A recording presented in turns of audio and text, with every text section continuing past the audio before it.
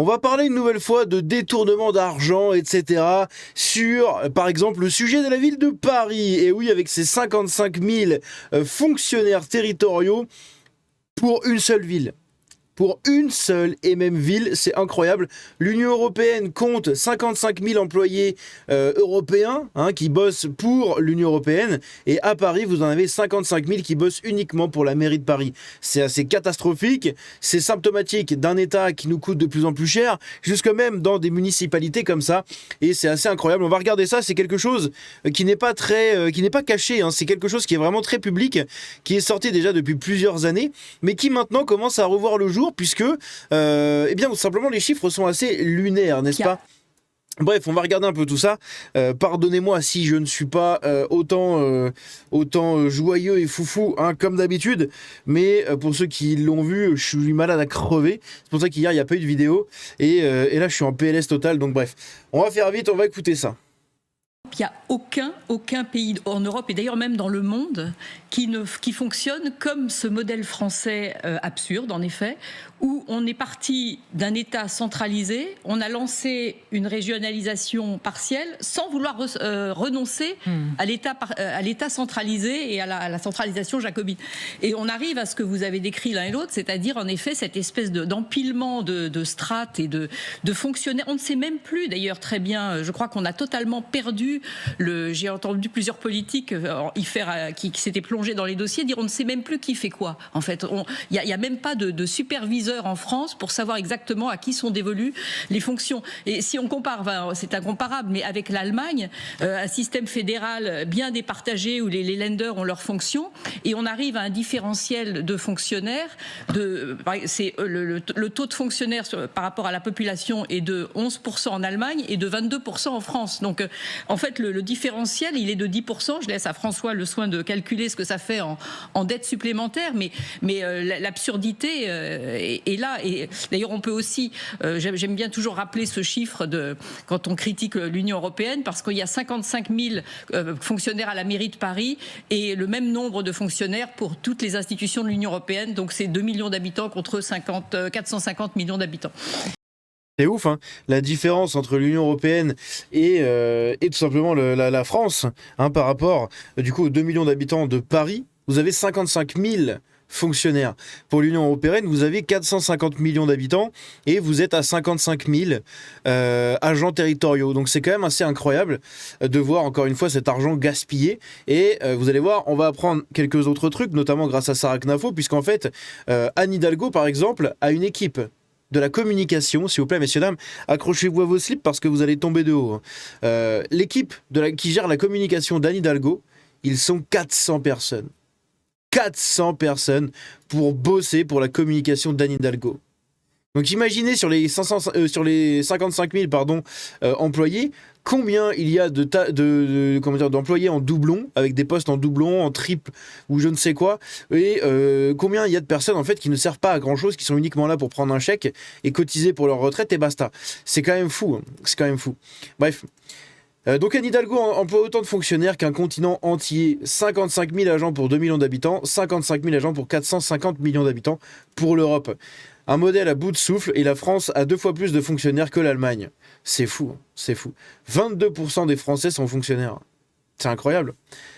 La ville de Paris emploie environ 55 000 agents de la fonction publique, un chiffre confirmé par de nombreuses sources récentes, qu'il s'agisse de Wikipédia, d'articles de presse comme ceux du Figaro en 2024 ou de déclarations officielles.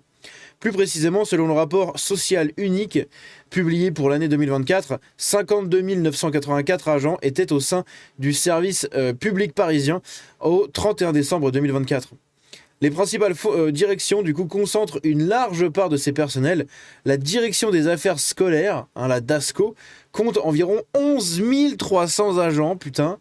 La direction de la propreté et de l'eau, 7 500 agents, et quand on voit l'état de Paris, c'est catastrophique. Et la direction de la famille et de la petite enfance, 7 100 agents, et vous avez des gens qui n'arrivent toujours pas à trouver des crèches. C'est incroyable. Avec une population estimée du coup entre 2 et 2,2 millions d'habitants, Paris affiche ainsi un ratio particulièrement élevé d'agents publics par habitant, de l'ordre d'un agent pour 30 à 40 résidents. Putain, un agent pour 30 à 40 résidents. Vous avez des villages français, comme moi par exemple dans mon village, on est quasiment 1000 habitants. vous avez, je crois, peut-être... ils sont quoi? Ils sont... Ouais, je sais pas, il y a peut-être quoi, 20... ouais, une dizaine de fonctionnaires. Quelque chose comme ça. Une dizaine de fonctionnaires, c'est tout. Et là, vous en avez un pour 30 à 40 résidents, c'est incroyable. C'est incroyable, sans déconner, c'est... Moi, je trouve ça fou. Ça veut dire que pour mon village, les mecs seraient presque 30-35. C'est un truc de fou. C'est un truc de fou.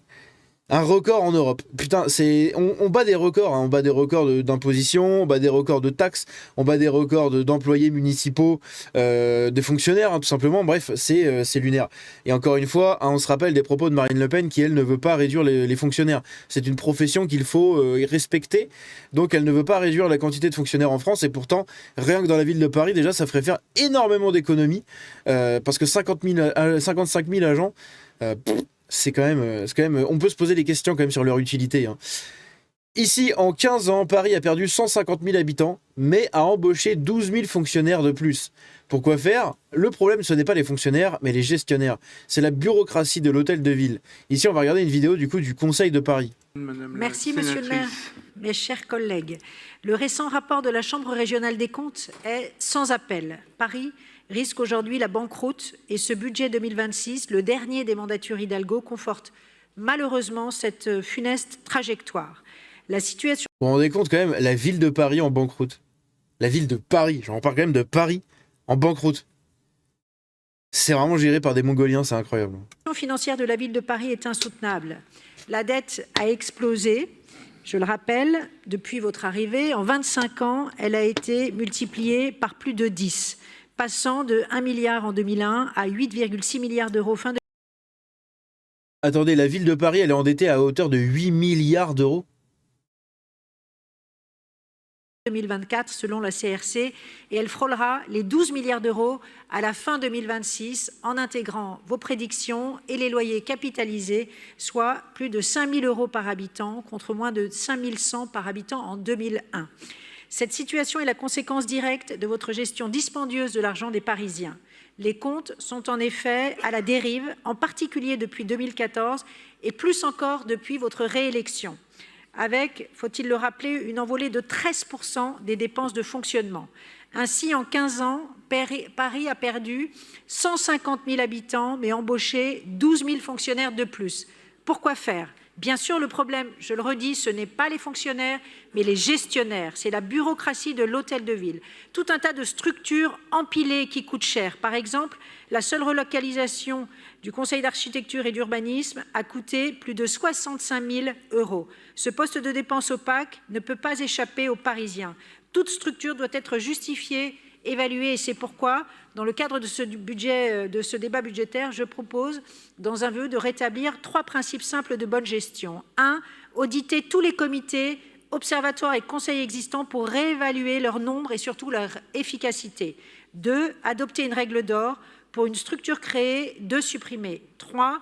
Publier chaque année leurs coûts et utilités comme exigence de transparence et d'efficacité.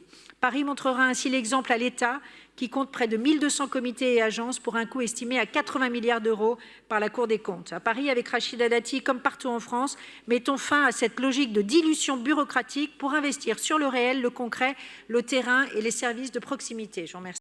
Bon, après, je suis pas sûr qu'avec Rachida Dati, ce soit forcément mieux, hein, non plus. Merci. Je suis pas sûr que ce soit forcément mieux avec elle. Mais c'est quand même assez incroyable, ce gaspillage d'argent public. 8 milliards d'euros de dette pour une ville. Pour une ville. 8 milliards d'euros de dette, c'est incroyable. Et 11 000 fonctionnaires en 15 ans. C'est... Enfin, 12 000. Voilà, c'est 12 000 fonctionnaires. 12 000 fonctionnaires en 15 ans. C'est lunaire. C'est vraiment lunaire. Ici, on va regarder un passage de Sarah Knafo, du coup, à TPMP, qui date de la fin d'année dernière. Je sais plus quand exactement, on va regarder ça. Mais qui était assez intéressant au final, puisque, encore une fois, elle dit les termes, hein, comme d'habitude. Sarah Knafo, hein, toujours, les termes. Ça date du 13 décembre 2024, comme vous le voyez juste en haut, là. Et pourtant, elle avait déjà dit les termes, du coup, à l'époque, comme je l'ai dit. On va écouter ça. À 55 000 personnes qui travaillent à ses côtés. Quoi ? Pour la ville de Paris. Est-ce que vous savez que Madame Hidalgo à 55 000 personnes qui travaillent à ses côtés. Quoi? Elle a besoin, Madame Hidalgo, d'une armée de 55 000 personnes pour saccager Paris. Plus que France Travail. Plus que France Travail. Est-ce que vous savez ça va vous amuser. À la direction de la communication de Madame Hidalgo, il y a 400 personnes. Non. 400. Elle a la communication 400 la plus personnes à la communication de Madame Hidalgo. Elle a la com la plus catastrophique de l'histoire de la politique. Bah oui. Trump, il en a un, c'est lui-même. Non, c'est vrai. Kennedy, il en avait un, c'était son conseiller com. Elle en a 400. 400 pour faire ce Non, qu'on mais c'est sait. pas possible. 400 personnes à la communication d'Anne Hidalgo. 400 personnes, messieurs, dames. 400 personnes. Incroyable. Alors, je pense que même sur TPMP, vous êtes des génies de la com, vous n'avez pas 400 personnes à votre direction de la com. Enfin, Bon bref, là après du coup elle va glisser un petit compliment à TPMP, mais oui, 400 personnes pour la communication, pour son cabinet de communication du coup à Hidalgo. 400 personnes, bordel de merde, vous vous rendez compte de ce que c'est 400 personnes pour de la com? Et pour la com qu'elle a en plus, c'est ridicule. C'est vraiment ridicule. Il y a quoi? Il y a quelques zozos qui publient un peu sur les réseaux sociaux, il y a 2-3 personnes qui répondent aux médias et tout, et puis c'est tout. 400 personnes, putain, qu'est-ce qu'ils font le reste? Qu'est-ce qu'ils font les 390 personnes de plus? Sans déconner. C'est incroyable, 400 personnes. Bref, n'hésitez pas à me dire ce que vous en pensez dans les commentaires, mais encore une fois, on assiste à une gestion catastrophique des finances publiques au sein même de la mairie de Paris. Et évidemment, j'en avais déjà parlé avec Hidalgo et son affaire de détournement de plus de 670 000 euros, je crois, ou 610 000 euros, je sais plus. Bref, un peu plus de 600 000 euros avec les dépenses au niveau des fringues, etc. Où au Japon, elle s'est fait épiler pour 800 euros, je crois. Enfin, elle achète des pantalons pour toute sa famille, parce que sur les factures d'achat de pantalons, il y a toutes les tailles. Il y a du 43, il y a du 36, il y a toutes les tailles. Et le pire, c'est les chaussures. Pareil, elle achète des chaussures avec plusieurs pointures différentes, mais pas genre du 44 et du 45. Non, parce que des fois, moi par exemple, j'ai des pieds assez forts, des pieds de footballeur, entre guillemets. Et du coup, j'ai le dessus du pied assez prononcé, assez musclé. Et donc, il y a pas mal de chaussures où je dois monter d'une taille. Je fais du 45 en général. Des fois, je dois prendre du 46. Et des fois, même du 44, ça me va. Donc là, on n'est pas à une pointure de différence. Non, Anne Hidalgo, c'est genre, il y a du 36, il y a du 42, il y a du 38. Enfin, il y a toutes les pointures. Elle achète pour elle, pour son mari, pour ses gosses. C'est vraiment lunaire. Lunaire, c'est casse-couille pour les contribuables. Et je sais pas comment dire, mais c'est un truc de malade. C'est un truc de malade. C'est du gaspillage d'argent public. Et ici, on y a encore 55 000 agents territoriaux pour une ville comme Paris. 55 000. Et quand tu vois la gueule de la ville, comment c'est dégueulasse, comment c'est pas entretenu, c'est incroyable. Mais incroyable. Et à côté, ça va te balancer des 2 milliards d'euros pour purifier la Seine. Au final, la Seine, tu peux pas te baigner dedans. Et la ville est endettée à plus de 8 milliards d'euros. C'est lunaire. C'est lunaire. Bref, n'hésitez pas à me dire ce que vous en pensez dans les commentaires, mais c'est catastrophique l'état de la France comme ça. Oh, bref, il y a plein de choses. Moi, ça me... Franchement, ça me turlupine le bout. Voilà, ça me turlupine le bout. Bref, merci pour tous vos messages et on se dit à la prochaine. Je pense qu'aujourd'hui, il n'y aura qu'une vidéo, je sais pas. Vous verrez bien, peut-être ce soir à 20h, il y en aura une autre. Mais j'en sais rien pour l'instant. Il n'y aura que cette vidéo-là aujourd'hui de prévu. On se dit à la prochaine quand je serai un peu plus en forme. Ciao.